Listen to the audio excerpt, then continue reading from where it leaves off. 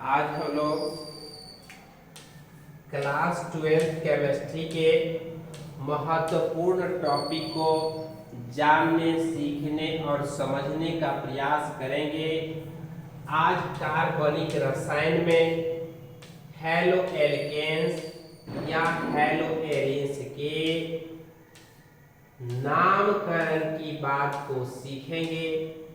नामकरण के बाद हैलो एल्केन या हैलो एरिन्स के उत्पादन की बात, निर्माण की बात को सीखेंगे।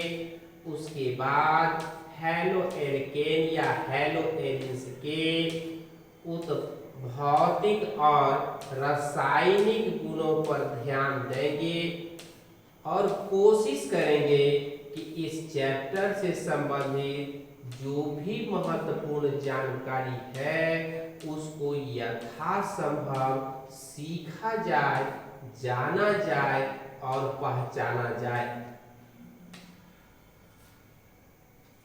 तो सबसे पहले नामकरण की परिभाषा पढ़ेंगे। हैलो एल्केन या हैलो एरिन्स के सदस्यों को नाम रखने की जो प्रक्रिया है, नाम रखने की जो प्रणाली है, उसी प्रणाली को हैलो एल्केन या हैलो एरिन्स का नामकरण कहा जाता है। हैलो एल्केन या हैलो एरिन्स का नामकरण नाम रखने की मुख्यतः दो प्रणाली प्रचलित है। एक को हम लोग नाम रखने की साधारण प्रणाली कहते हैं, मतलब नाम रखने की ऐसी प्रणाली जिसके लिए कोई विशेष नियम नहीं, जिसके लिए कोई विशेष प्रावधान नहीं किया गया है। खोजकर्ता के नाम के आधार पर, उत्पत्ति के आधार पर, मिलने वाले स्थानों के नाम के आधार पर खोजकर्ता अपने इच्छा के अनुसार उसका नामकरण कर देते हैं। इसके नाम रखने का कोई विशेष व्यवस्था या प्रावधान नहीं है। आईयूपीएसी नामकरण की ऐसी प्रणाली है जिसके नाम रखने के लिए अंतरराष्ट्रीय नियम है, बहुत सारे प्रावधान हैं और संसार के अधिकांश भागों में अथवा संपूर्ण भागों में आईयूपीएसी प्रणाली नामकरण की अंतरराष्ट्रीय प्रणाली ही प्रचलित है, सर्वाधिक लोकप्रिय है, सभी लोग इसी का उपयोग करते हैं और ये आसान और सरल है, समझाने में मदद करता है। तो साधारण नामकरण की प्रणाली में इसके सदस्यों को हम एल्काइल हैलाइड के रूप में लिखेंगे और आवश्यकता के अनुसार प्राइमरी, आवश्यकता के अनुसार सेकेंडरी और टर्सरी का उपयोग करेंगे। जब हैलोजन परिवार का सदस्य 1 डिग्री के कार्बन से जुड़ा होगा तो उसे प्राइमरी एल्काइल हैलाइड कहा जाएगा, और जब हैलोजन परिवार का सदस्य 2 डिग्री के कार्बन से जुड़ा होगा तो सेकेंडरी एल्काइल हैलाइड या द्वितीयक एल्काइल हैलाइड कहलाएगा, और जब हैलो एल्केन का सदस्य 3 डिग्री के कार्बन से जुड़ा होगा तो इसको तृतीयक एल्काइल हैलाइड कहेंगे। अब 1 डिग्री के कार्बन का अर्थ है कि हैलोजन परिवार का सदस्य जिस कार्बन से जुड़ा हुआ है वह कार्बन या तो अकेला है या फिर अपने अगल बगल के केवल एक कार्बन से प्रत्यक्ष रूप से जुड़ा हुआ है। अगर दो कार्बन के प्रत्यक्ष रूप से जुड़ा हुआ है तो 2 डिग्री का कार्बन है। अगर 3 कार्बन से जुड़ा हुआ है तो 3 डिग्री का कार्बन है। तो इस तरह से इसका नाम प्राइमरी ब्यूटाइल क्लोराइड, इसका नाम सेकेंडरी प्रोपाइल ब्रोमाइड, इसका नाम टर्सरी ब्यूटाइल क्लोराइड है। अब अंतरराष्ट्रीय नामकरण की बात करते हैं। इसके लिए नियम प्रावधान है। संसार के सभी भागों में लोकप्रिय है और यही विधि कार्बनिक यौगिकों को सीखने, समझने और समझाने में सबसे अधिक सरल है। तो IUPAC प्रणाली में इसके सदस्यों को हैलो एल्केन कहेंगे या एरोमेटिक हाइड्रोकार्बन से जो बनने वाला सदस्य है इसको हैलो एरिन्स या हैलो बेंजीन कहा जाता है। यहाँ उदाहरण लिखा हुआ है। यह ब्रोमोमीथेन है, यह 2-ब्रोमोब्यूटेन है। दूसरे नंबर के कार्बन पर ब्रोमीन लगा हुआ है। यह 1-क्लोरो-2-इथाइल पेंटेन है और 1-क्लोरो-2,2-डाइमिथाइल ब्यूटेन है। यह 1-ब्रोमो-2,2-डाइमिथाइल ब्यूटेन है और यह 1-क्लोरो-1,1-डाइमिथाइल हेप्टेन है। यह ब्रोमोबेंजीन है। यह ब्रोमोसाइक्लोप्रोपेन है। यह क्लोरोसाइक्लोब्यूटेन है। यह आयोडोसाइक्लोपेंटेन है। यह फ्लोरोसाइक्लोहेक्सेन है। यह 1-क्लोरो-2-ब्रोमो-2,5-क्लोरोसाइक्लोब्यूटेन है। इस तरह से इसके नामकरण की बात हम करते हैं। अब हैलो एल्केन या हैलो एरिन्स के उत्पादन पर ध्यान देते हैं। मतलब इसका निर्माण किस प्रकार किया जाता है। तो इसके निर्माण की सबसे पहली विधि है हैलोजनीकरण की द्वारा। एल्केन का हैलोजनीकरण कराने पर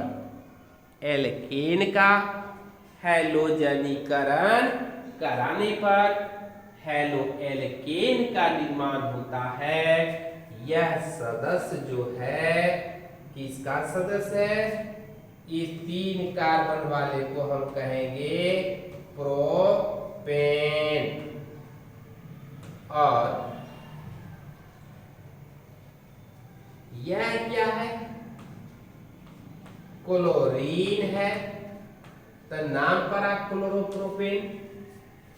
यह मीथेन है और यह ब्रोमीन है। तब ब्रोमोमीथेन। यह बेंजीन है और क्लोरीन के साथ अभिक्रिया करके क्लोरोबेंजीन। एल्कीन से भी जब एल्कीन की अभिक्रिया हैलोजन अम्ल से करा जाता है तो हैलो इथेन का निर्माण होता है। इथेन की अभिक्रिया हाइड्रोक्लोरिक अम्ल से कराया जाता है तो क्लोरोइथेन का निर्माण होता है। और प्राथमिक अल्कोहल की अभिक्रिया हैलोजन अम्ल के साथ कराने पर भी हैलो एल्केन का निर्माण होता है। जैसे यहाँ मिथेनॉल से हेलोमीथेन, इथेनॉल से इथेनॉल की अभिक्रिया HCl से कराएंगे तो क्लोरोइथेन, फिनॉल की अभिक्रिया HCl से कराएंगे तो क्लोरोबेंजीन, ये सब का निर्माण होता है। अब हम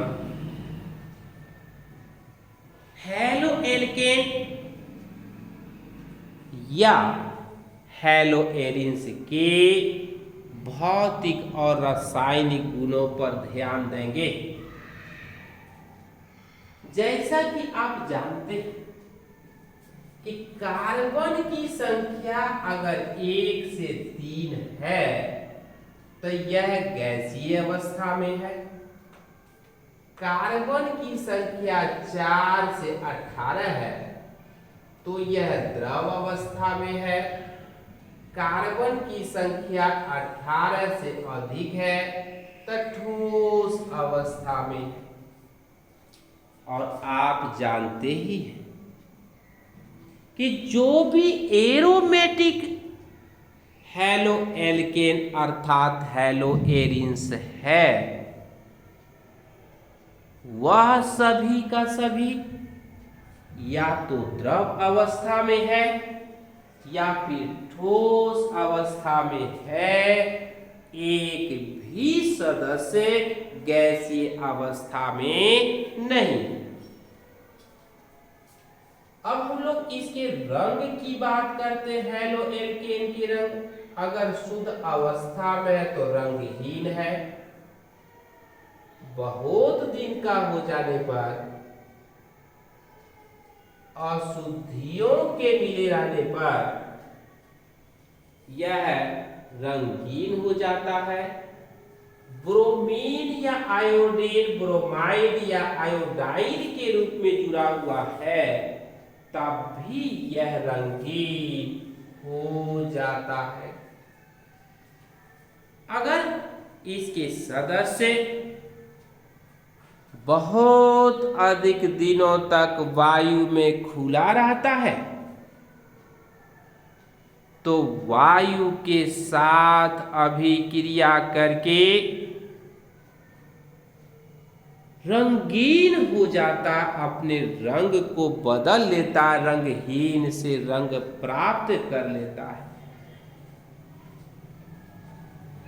अब इसके गंध की बात करते हैं तो हेलो एल्केन या हेलो एरिन्स का सदस्य सुगंधित पदार्थ विलयता या घुलनशीलता की बात करते हैं तो हेलो एल्केन के सदस्य जल में अविलय है या जल में अल्प विलय है, क्योंकि थोड़ा सा पोलर बॉन्ड पाया जाता है, इसी के कारण थोड़ी सी विलयता होती है।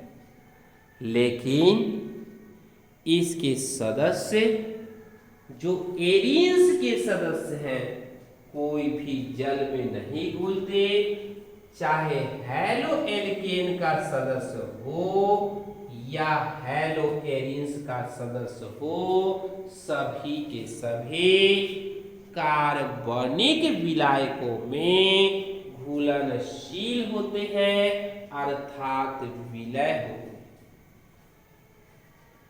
ये कार्बन टेट्राक्लोराइड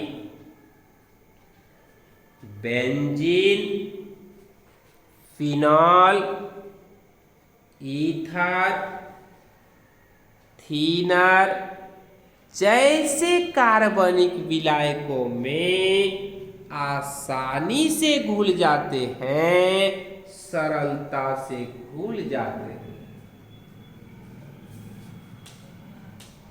कार्बन की संख्या बढ़ने के साथ साथ हेलो एल्केन या हेलो एरिन्स के सदस्यों का द्रव्यनांक, पथनांक और घनत्व में भी वृद्धि हो जाती है और इसका क्रम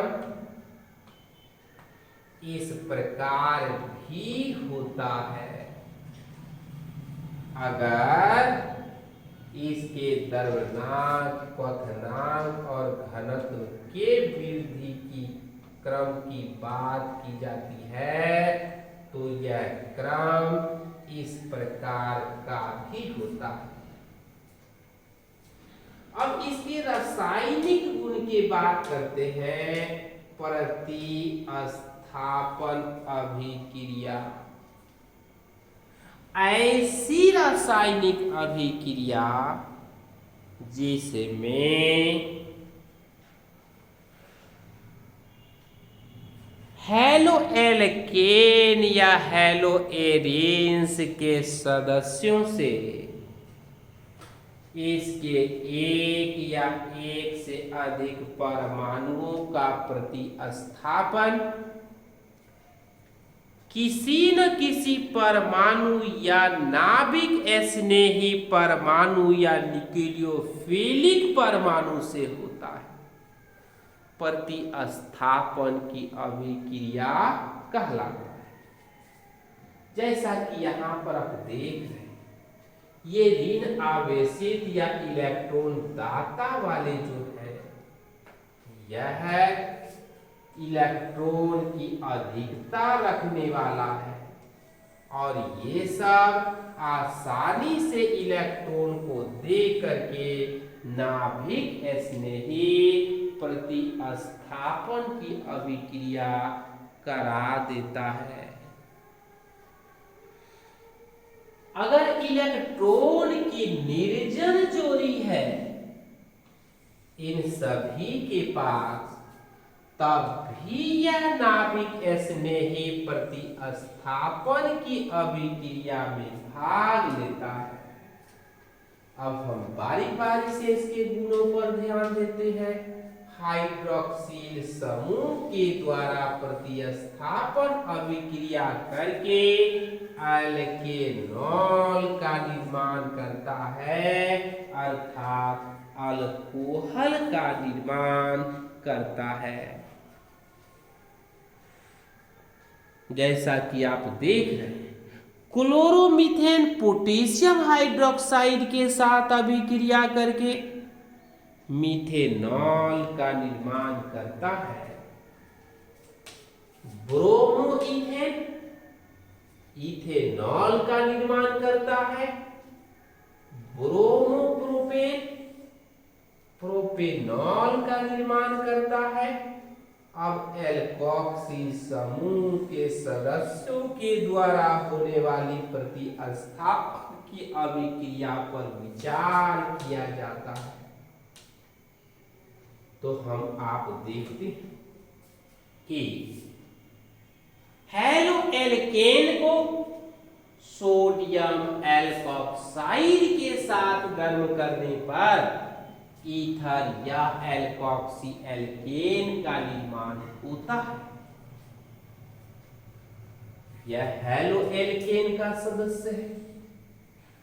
यह सोडियम एल्कोक्साइड के साथ अभिक्रिया कराना है, तब निर्माण होता है एल्कोक्सी एल्केन का।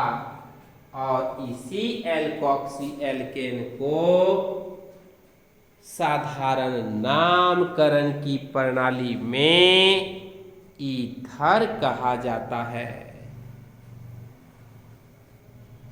जैसा कि आप देख रहे हैं, यह क्लोरोमीथेन है। सोडियम मिथॉक्साइड के साथ अभिक्रिया करके मिथॉक्सी इथेन का निर्माण करता है। यह ब्रोमो इथेन का सदस्य है। सोडियम प्रोपॉक्साइड के साथ अभिक्रिया करके इथॉक्सी प्रोपेन का निर्माण करता है और इसी अभिक्रिया का निर्माण अध्ययन सबसे पहले विलियमसन्स वैज्ञानिक ने किया था, अर्थात इस अभिक्रिया को कार्बनिक रसायन में, ऑर्गेनिक केमिस्ट्री में इनके नाम को सम्मान देते हुए विलियमसन संश्लेषण कहा जाता है। अब कार्बोक्सिलेट समूह के द्वारा होने वाली अभिक्रिया पर हम लोग विचार करते हैं। हैलो एल्केन के सदस्य कार्बोक्सिलेट समूह के साथ अभिक्रिया करके एल्काइल एल्केनोएट अर्थात ईस्टर का निर्माण करता है। एल्काइल एल्केनोएट का ही साधारण नाम ईस्टर है। अब इस अभिक्रिया पर आप लोग विचार करें तो यह हैलो एल्केन का सदस्य है और सिल्वर साल्ट से अभिक्रिया करके ईस्टर का निर्माण करता है। जैसा कि आप देख और समझ रहे हैं, यह क्लोरोमीथेन का सदस्य है। यह सिल्वर प्रोपेनोएट के साथ अभिक्रिया करके मिथाइल प्रोपेनोएट का निर्माण कर रहा है। अब साइनाइड या आइसोसाइनाइड की अभिक्रिया पर विचार करें। हैलो एल्केन के सदस्य साइनाइड के साथ अभिक्रिया करके एल्काइल साइनाइड का निर्माण करता है, जबकि आइसोसाइनाइड के साथ अभिक्रिया करके एल्काइल आइसोसाइनाइड का निर्माण करता है। साइनाइड समूह की रचना इस प्रकार है और आइसोसाइनाइड की रचना इस प्रकार है। तो इस प्रकार से यह हैलो एल्केन का सदस्य पोटेशियम साइनाइड के साथ अभिक्रिया करके एल्काइल साइनाइड का निर्माण करेगा। यह क्लोरोमीथेन का सदस्य पोटेशियम साइनाइड के साथ अभिक्रिया करके यह साइनोमीथेन का निर्माण करता है। यह ब्रोमोइथेन का सदस्य हाइड्रोजन साइनाइड के साथ अभिक्रिया करके साइनोइथेन का निर्माण करता है। यह आइसोसाइनाइड की बात करते हैं। यह फ्लोरोमीथेन का सदस्य पोटेशियम साइनाइड के साथ अभिक्रिया आइसोसाइनाइड के साथ अभिक्रिया करके आइसोसाइनोइथेन का निर्माण करता है। नाइट्राइड समूह के साथ अभिक्रिया करके एल्काइल नाइट्राइड का निर्माण करता है। जैसा कि आप हैलो एल्केन का सदस्य यह पोटेशियम नाइट्राइड के साथ अभिक्रिया करके एल्काइल नाइट्राइड का निर्माण करता है। अब यह क्लोरोमीथेन का सदस्य है, पोटेशियम नाइट्राइड के साथ अभिक्रिया करके मिथाइल नाइट्रेट का ट्राइड का निर्माण करता है और नाइट्रेट के द्वारा अभिक्रिया करके नाइट्रो एल्केन का निर्माण करता है, जैसा कि आप यहाँ पर देख रहे हैं। एल्काइनाइड के द्वारा अभिक्रिया करके यह एल्काइन का निर्माण करता है।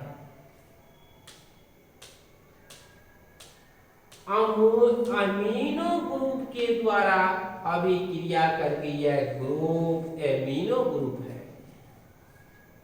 एमिनो एल्केन का निर्माण करता है। यह ब्रोमो इथेन है। एमिनो ग्रुप के साथ अभिक्रिया करके एमिनो इथेन का निर्माण करता है। आयोडीन के साथ भी प्रतिस्थापन की अभिक्रिया होती है और आयोडो एल्केन का निर्माण करता है। यह हैलो एल्केन का सदस्य है। सोडियम आयोडाइड के साथ अभिक्रिया करके एल्काइल आयोडाइड बनाता है। यह क्लोरोमीथेन का सदस्य है। सोडियम आयोडाइड के साथ अभिक्रिया करके आयोडोमीथेन का निर्माण करता है। यह ब्रोमोइथेन का सदस्य है। आयोडोइथेन का निर्माण करता है। इस प्रकार हम और आप प्रयास करके इस हैलो एल्केन और हैलो एरेन्स के सदस्यों के महत्वपूर्ण जानकारी को प्राप्त करने का प्रयास किया और आशा और विश्वास के साथ कहना है कि यदि आप इस वीडियो पर पूरा ध्यान देंगे तो आपका भविष्य उज्जवल होगा और हैलो एल्केन और हैलो एरेन्स के बहुत सी बातों को अच्छी तरह से सीख और आप समझ सकेंगे।